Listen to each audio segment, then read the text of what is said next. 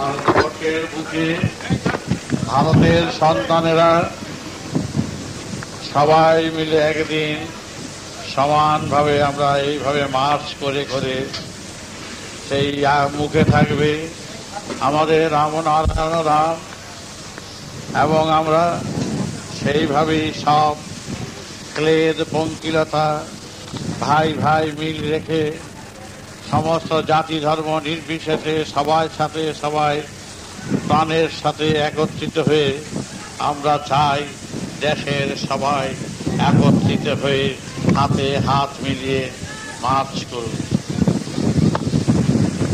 আজকের যে বৈষম্য, আজকের যে ব্যবধান দেখা যাচ্ছে নিজেদের স্বার্থের, স্বার্থ যদি না থাকতো, দেশকে যদি সত্যিকারের ভালোবাসত, তবে আজকের এই পরিস্থিতি হতো না, এত অভাব অভিযোগ হতো। ধর্মের দিক থেকে আজ অনেক মানুষ নিচে নেমে গেছে, নীতির দিক থেকে আদর্শের দিক থেকে অনেক নিচে নেমে গেছে। ধর্মে মানুষকে বাঁচাবে, ধর্মে মানুষকে ভিক্ষুক তৈরি করবে না, ধর্মে মানুষকে বৈষম্য সৃষ্টি করবে না, ব্যবধান করবে না, এত জাতির সৃষ্টি হতো না। কিন্তু আজকের যেই ধর্ম ধর্ম করে সমাজকে আজ বিভ্রান্ত করছে, এই ধর্মে আজ এনেছে বৈষম্য, এনেছে বিবাদ বিচ্ছেদ, এনেছে দল সম্প্রদায়। কিন্তু আমরা চাই ভারতবর্ষের সন্তানেরা, দেশের সন্তানেরা সব এক হয়ে আজকের যেই সমস্ত জায়গায় যেই জায়গায় ক্লেদ পঙ্কিলতা ঢুকে বসে আছে, সেই সব ক্লেদ পঙ্কিলতাগুলো পরিষ্কার করে দেশের সন্তানেরাই সব ছাপ করে আনবে এক নূতন এবং সুন্দর এক পরিবেশ। যেই পরিবেশ গড়ে উঠবে, সেই পরিবেশের ভিতরে থাকবে না কোনো অভাব অভিযোগ, থাকবে না নিজেদের ভাই ভাই ভিতরে অমিল। কিন্তু কত উপদেশ, কত হিতোপদেশ, কত মিটিং, কত সভা, কত শত শত বছর, হাজার বছর ধরে একরকম চলে আসছে। তোমরা মিল হও, একত্রিত হও, সমাজের দিকে তাকাও, মূলধন মূল করে রেখো না, সব পরিষ্কার করে সবাই মুক্ত হাতে, কেউ সঞ্চয় করবে না, মুক্ত হাতে সবাই দেশের জন্য সব ছেড়ে দাও। সঞ্চয় করা নিষিদ্ধ, শোষণ করা নিষিদ্ধ, এটা সব সময় বলা হয়ে আসছে, কিন্তু কোন রকম কোন প্রতিকার আজও হচ্ছে না। তাই আজ দেশে এই রকম দুর্মূল্য বাজার, আজকের দেশে হাঁটা পথে চলা পথে সব দিক থেকে বিপদ আপদ, চারিদিকে নির্যাতন, অপমান, লাঞ্ছনা সর্বদিকে আজ ঘিরে বসেছে। কেন? নীতিভ্রষ্ট হয়ে গেছে। সেই সুন্দর প্রকৃতির নিয়মানুযায়ী যাহা করা দরকার, যেই ধর্মকে পালন করা দরকার, সেই ধর্মের আসনে আজ নেই। ধর্মের নাম দিয়ে ব্যবসা চলছে, ধর্মের নাম দিয়ে অনেক গুরুরা ব্যবসা করছে, অনেক মহানরা ব্যবসা করছে, অনেক আশ্রমবাসীরা অনেক জায়গায় অনেক ক্ষেত্রে ব্যবসায় পরিণত করেছে। আজ তোমরা তাদের বিরুদ্ধেই আনবে অভিযান এবং প্রতিবাদ করবে। দেশের ধর্মের নামে যারা সমাজে যারা শোষণ করছে, তারাই হচ্ছে পরগাছা। এই পরগাছা উচ্ছেদ না করা অবধি আমাদের শান্তি নাই। দেশে আসবে পরম শান্তি, পরমানন্দ। আজ কেন এই দুর্দশা? সুতরাং এই দুর্দশার হাত থেকে যদি সমাজকে রক্ষা করতে হয়, ধর্মকে আশ্রয় করতে হবে। ধর্ম হচ্ছে এমন সুন্দর যে ন্যায়ের আসন, বিবেকের আসনে সবাইকে বসাতে হবে এবং বিবেকের মাধ্যমে আজ আমাদের চলতে হবে। কিন্তু আজ আমরা সেদিক থেকে একেবারে দূর হয়ে বসে আছি। তাই তোমরা যেই বেদের আদর্শ যাহা বলে আসছি, যেইভাবে বলে আসছি, আমরা সেইভাবেই আমাদের অভিযান চলবে, মার্চ চলবে। আজ কয়েক কোটি সন্তান, সব সন্তানেরা সব একত্রিত হয়ে আমরা সেইভাবে এগিয়ে গিয়ে সবাইকে সবার দ্বারে দ্বারে জানিয়ে দিতে চাই, তোমরা জাগো। আজ দেশের এই পরিস্থিতি, তোমাদের চিন্তা করো না। আজ সবাই আমরা এক প্ল্যাটফর্মের যাত্রী। ভুলে যাও ব্রাহ্মণ, ক্ষত্রিয়, বৈশ্য, শূদ্র, মানুষ জাত এক জাত। সেই হিসাবেই আমাদের থাকতে হবে, এটি আমাদের নীতি। কারণ এই জাতির বিচারের ফলে কি হয়েছে দেখো, বাংলা টুকরো হয়ে গেছে, ভারতবর্ষ টুকরো হয়ে গেছে। আজ দেখো হিন্দু মুসলমান এক সৃষ্টি করার ফলে দেখো দুই দলের কি ঝঞ্ঝট সৃষ্টি হয়েছে। আমরা সম্প্রদায় চাই না, সাম্প্রদায়িকতার মধ্যে থাকতে চাই না। হিন্দু কি মুসলমান, যে কোনো জাতগুলোকে জলে ফেলে দাও, আনো মানুষ জাত। মানুষ জাত হিসাবে যদি টিকে থাকতে হয়, বাঁচতে হয়, সেটাই হলো সবচেয়ে বড় জাত। সুতরাং সেই হিসাবে তোমরা দাবি জানাবে, জাতি হিসাবে কাউকে চিন্তা করবে না। কর্মী তোমরা, তোমাদের ধর্ম, তোমাদের কর্মী তোমাদের ধর্ম। তোমরা আলাদা স্বর্গের চিন্তা করতে যেও না। তীর্থ মন্দিরে গিয়ে যে যা চিন্তা করো ওগুলি তোমার প্রয়োজনীয়তা নাই। কারণ তোমরা তো জানো না যে অমুক তীর্থে গেলে, অমুক জায়গায় গেলে তোমরা কিছু লাভজনক হবে। সেই লাভ যদি তোমরা উপলব্ধি করতে পারতে, বুঝতে পারতে, তাইলে না হয় সেই কাজ করলে কোনো আপত্তি নাই। অযথা সেইগুলোর দিকে মন না দিয়ে তোমরা সত্যিকারের দেশের কাজে, দশের কাজে, নীতির এবং আদর্শ নিয়ে, প্রকৃতির নীতির আদর্শ নিয়ে তোমরা এগিয়ে চলো। তোমাদের কাজ বড় কাজ।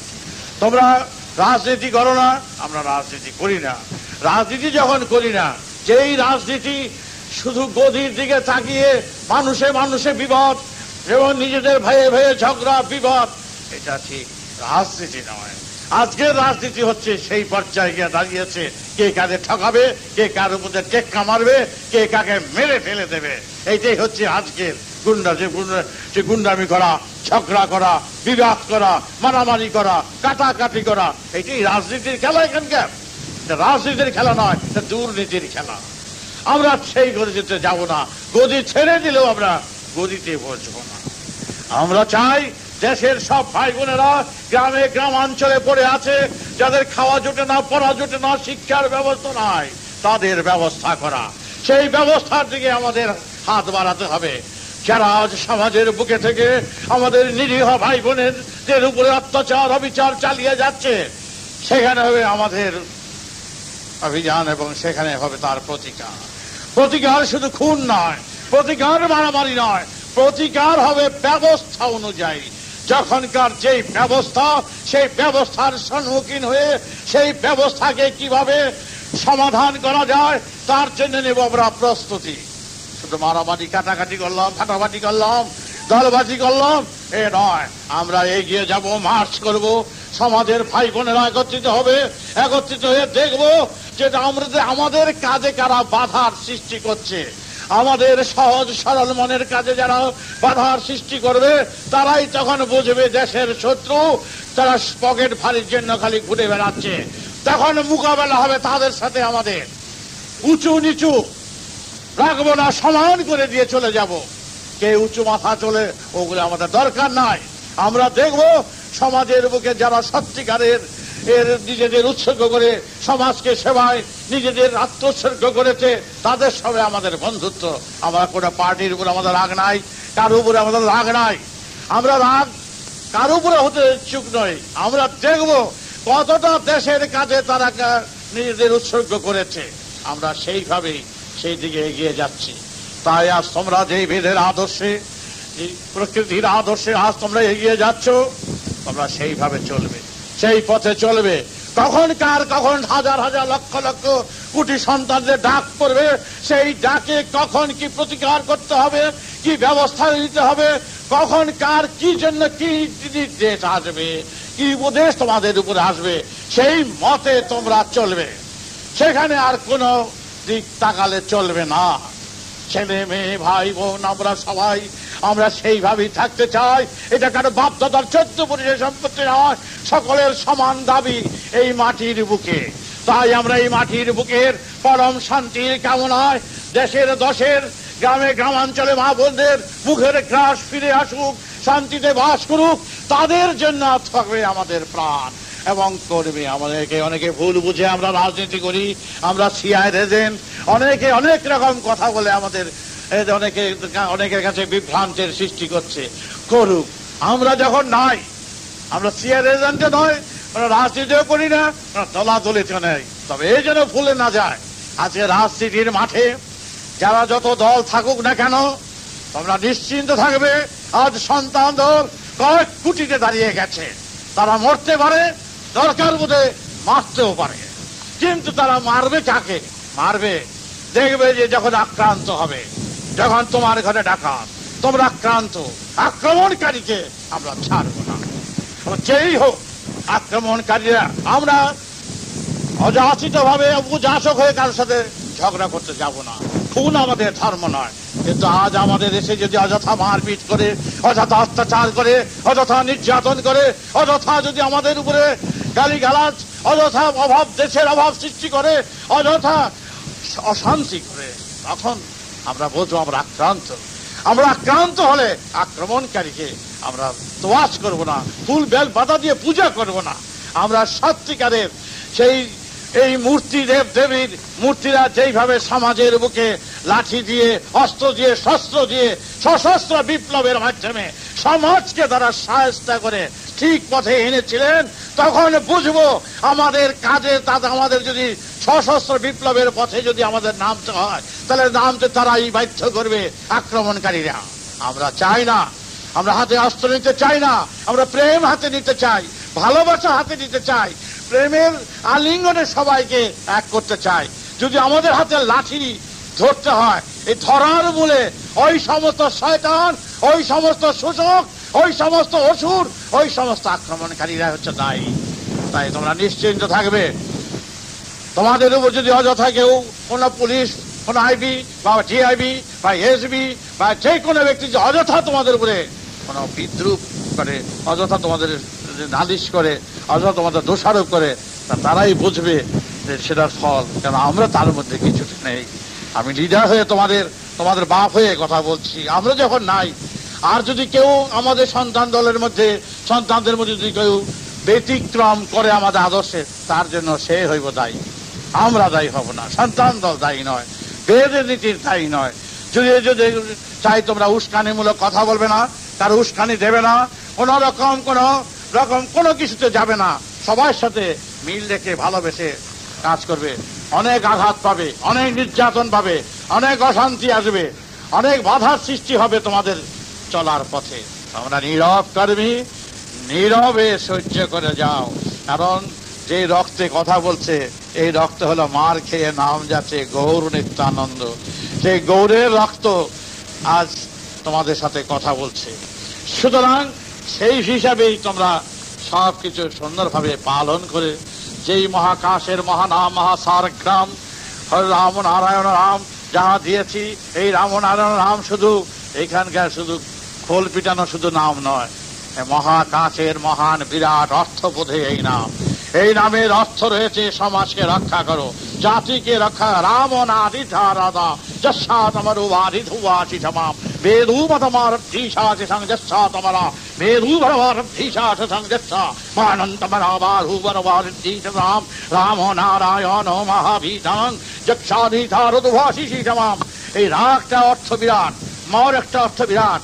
এই অর্থ বিরাট বোধে তোমরা সেইভাবে কাজ করবে। রা হচ্ছে সমাজকে রক্ষা করো, ম হচ্ছে যেই মহান আকাশ থেকে যেই শব্দধ্বনি আসছে, তোমরা সব এক আত্মা হয়ে তোমরা কোন রকম কোন হিংসা দেশের ভিতরে না রেখে সবাইকে সজাগ করে দাও। ঘুমন্তকে সজাগ করো, অজ্ঞানকে আলোর পথ দেখাও। তোমরা অযথা কোনো কাজ করতে চেও না। কাম রাম নারায়ণ রাম আয়ন ভারিধাবাসিসাং, তোমরা সেইভাবে আহ্বান করো, যে আহ্বানে সবাইকে ডাকো, ভাই বোনকে ডাকো। আসবে, কেউ আসবে, কেউ আসবে না, কেউ দ্বিধাগ্রস্ত, কেউ দলগত, কেউ সাম্প্রদায়িকতা ভুলে যায়। আগুন যখন চলে তখন কোনো দল থাকে না, সবাই আগুন নেবানোর কাজে সবাই ঝাঁপিয়ে পড়ে। আজকের সমাজে জ্বলছে সেই অগ্নিকে নিভাতে গেলে ডাকি এক ডাকি নেমে আসবে, দল তখন আর থাকবে না। তাই তোমরা সেই মহাকাশের মহানাম রাম নারায়ণ রাম, এই রাম নারায়ণ রামের অর্থ হচ্ছে বিজ্ঞানসম্মত অর্থ। এই বিজ্ঞানসম্মত অর্থ নিয়ে তোমরা এগিয়ে যাচ্ছ। তা নিজে মুক্ত হও, সবাইকে মুক্ত করো, নিজে পবিত্র হও, সবাইকে পবিত্র করো। এই হলো রামনারায়ণের অর্থ, বিরাট ব্যাখ্যা। এবং এই ব্যাখ্যায় সবাইকে এক করো। তোমরা ধর্মের নামে আমরা পয়সা নেই না, গুরুগিরি করে পয়সা নেই না, শিষ্যের মাথায় হাত বলে ঠাকুর কারো থেকে পয়সা চায় না। সুতরাং বদনাম নিতে পারি, অনেক বদনাম দিতেছে, অনেক অপবাদ দিয়েছি, অনেকে অনেক রকমের কথা আমাদের আশেপাশে বলে বেড়ায়। আশ্চর্যবার বোম ফেলবে, মারে ফেলবে, রাস্তায় ধরবে, কাটাকাটি করবে। তারা ভুলে গেছে যে আমাদের কি একেবারে কিছুই নেই, আমাদের কোনো কিছুই নেই। আমরা চুপ করে থাকি, কারণ কার সাথে ঝগড়া করব? এইখানে ঝগড়া করে নিজেদের লজ্জা। এরকম কথাবার্তা চলে নানা জায়গায়, যে বোম ফেলবে, রাস্তায় গাড়ি করে গেলে গাড়িতে আক্রমণ করবে, গাড়িতে ঝঞ্ঝট সৃষ্টি করবে, নানা দিক থেকে আমাদের বিব্রত করার জন্য এরকম উস্কানি দাতারা অনেক উস্কানি দিয়ে অনেকে বেড়াচ্ছে। কিন্তু ভুলে গেছে যে আমরা তাদের মধ্যে এসবের মধ্যে হস্তক্ষেপ করি না, কারো শান্তি বিঘ্ন করি না, কারো কোনো অশান্তি দেই না, কারো কোনো ঝঞ্ঝটে যাই না, কারো কোন রকম কোনো বাধার সৃষ্টি। আমরা এই পাড়ায় থাকি, এই পাড়াতে কারো করি না। আমরা ব্যাপার কোনো যেখানে যত জায়গায় যাই, কারো শান্তি দেয় না, কারোর সঙ্গে কোন রকম কোনো ঝঞ্ঝটে যায় না। যারা যেচে ঝঞ্ঝাট সৃষ্টি করে, আজ করুক কাল করুক পরশু যাবে কোথায়? সুতরাং তোমরা নীরব, আঘাত খাও, মার খাও, লাঠি খাও, চুপ করে দেখে যাও, তারপরের দিন যাবে কোথায়? সুতরাং তোমরা ক্ষিপ্ত হবে না, তোমরা রাগ হয়েও না, সবার সঙ্গে ভালোবাসা নিয়ে তোমরা কথা বলো। অনেক রকমের বাধা আসবে, কিন্তু যার ঈশা আছে সঙ্গে যাচ্ছা, বেদু ভরা তীর্থ রূষা আছে সঙ্গে যাচ্ছা। সুতরাং একটা ব্যাঙে যদি একটা হাতি দিয়ে লাঠি দেখায়, হ্যাঁ, সেই ব্যাংকে সেই হাতি কি ব্যাঙের পিছনে দৌড়বে? সেই কি সাংঘাতিকতা। সুতরাং তোমরা দুনিয়ার কথা ভুলে যাও, দুনিয়ার কারো কোনো দরকার নাই, তোমরা ভুলে যাও না। কয়েক কোটি সন্তান, একটা দুটা, 100, 1000, 1 লাখ, 5-7 বছর বয়স থেকে দীক্ষা দেওয়া শুরু করে, 7 বছর, এই হাজারে হাজারে দীক্ষা দিতে দিতে আজ এই বয়স 60 বছর থেকে দাঁড়িয়েছি। চিন্তা করে দেখো যে প্রায় 3 কোটির উপরে হয়ে গেছে। 3 কোটি সন্তান যদি মাঠে নামে, আর বাংলাদেশে থাকবে কি? ভারতবর্ষে কম কাঁপিয়ে তুলবে। কোন সংগঠনে এত লোক নেই, এত লোক আসবে না। টাকায় তারা লোক আনে, তারা আনে অর্থ দিয়া, আর আমি তোমাদের এনেছি আমার দিল দিয়ে, আমার প্রাণ দিয়ে, আমার স্নেহ ভালোবাসা দিয়ে তোমরা আসছো। জানি আমার জন্য তোমরা মরতে পারো, আর জানি তোমাদের জন্য আমি মরতে পারি। এই মধুর সম্পর্কের সাথে তোমাদের জড়িত। তোমাদের রোগ শোক ব্যথা বেদনা সারাদিন 6টা, 6:30 বসি, রাত 9টা, 9:30, 10টায় উঠি, কত রকম রোগ, কত ঝঞ্ঝট, হাজার হাজার, সব পূরণ করতে পারি না। যদি আমি এই কাজে যদি সব সময় থাকি, এদের যদি পূরণের কাজেই থাকি, তাহলে আমার কাজ আর হবে না। কারণ আমার এই ট্রেনের এর বগির মধ্যে, ইঞ্জিনের এই পিছনের বগির মধ্যে হাজার হাজার যাত্রী নিয়ে যেতে হবে। ট্রেন যদি লাইন ছেড়ে চলে যায়, তাহলে তো বুঝো ট্রেনও গেল, ইঞ্জিনও গেল, সাথে সাথে বগিগুলিও শেষ। সুতরাং আমি যেই দায়িত্ব নিয়ে কানে তোমাদের দিয়েছি, এই দায়িত্ব হচ্ছে আমার পথ দিয়ে আদৌ সেই লাইন দিয়ে আমাদের টেনে নিতে হবে সবগুলো টানতে গেলে। তোমার ছেলে গেল, স্বামী গেল, পুত্র গেল, আমার তো ভাই সেদিন চলে গেল 2 বছরের 12 বছরের বড়, ইচ্ছা করলে কি বাঁচানো যেত না? সুতরাং আমার ভাই যদি বাঁচাতে যায়, তাহলে তোমার ছেলেকে বাঁচাতে আমার আপত্তি কি আছে? বাবাকে বাঁচাতে আপত্তি নেই। আমার এত উপযুক্ত ভাই চলে গেল সেদিন, আমার বড় ছিল। সুতরাং মনে রেখো, আমার বৃদ্ধা মা রয়ে গেছেন, কথাটা চিন্তা করে দেখো। ইচ্ছা করলেই ব্যথা যেত, চেষ্টা করলে, চেষ্টা তো যারা ডাক্তার হিসাবে যা করেছে। কিন্তু কথা হলো, যেখানে মৃত্যু আছে ঘুরবেই। যার জন্য তোমাদের সাথে আমি তোমাদের করি না বলে সবসময় আদেশ দেই, উপদেশ দেই, নির্দেশ দেই, নানা রকম ভাবে ভালো করার চেষ্টা করি। তাও যদি পরে ভালো না হয়, বাবাই ভালো করে দিল না, বাবা এত করলাম, তাতে তুমি কেন করলাম না? আর যদি তুমি একজন এইরকম আমার যদি 50 লক্ষকে যদি আমার এই রোজ হাজার হাজার যদি করতে হয়, তাহলে আমার লাইন ছেড়া দিয়া ট্রেন যদি এখন বিটি ঢুকতে দৌড়তে শুরু করে, তাহলে তো বোঝাই ট্রেনের কি অবস্থা, দুর্দশা। আমিও ডুবলাম, তোমরা ডুবলাম। তারপরে কি হবে? তোমরাই একদিন বলবা, বাবা আমাকে কথায় তুমি নাচছিলে কেন? বারে বা এদিকে তোমরাই গেলাম না বলে বাবার কথা কও না ভালো করে গেলে কেন? আমার লোককে আবার কোলারে ভালো করলাম না, আমার স্বামীর স্ত্রীর ভালো করলাম না, আমার হ্যানারে ভালো করলাম না। আর তখন করলে এক রাগ, আবার রাগ করতে কাম করতে করতে করতে করতে যখন দেখলা বিটি রোড দিয়ে এসে পড়ছে, তখন কেন বাবা তুমিও গেলা, আমরাও মারলা, তুমি তো জানতা যে কিভাবে যেতে হয়। জানতাম, তখন লিখে পারিনি। সুতরাং তাহলে কি করা উচিত তোমরাই বলো। এই অল্প আয়ু সময়, প্রায় বাচ্চা বয়স থেকে তোমাদের কাছে আসছি, 5 শিশু বয়স থেকে আমি এই পথে আছি। আমি গুরু সাজবার জন্য তো আসি নাই, আমি শিশু বয়স থেকে জন্মগত ঠাকুর। সেই জন্যই বলে 5-7 বছরের ঠাকুর কতজন আছে তোমরা চিন্তা করে দেখো। নিজের কথা বলছি, এটা অহংকারের নয়।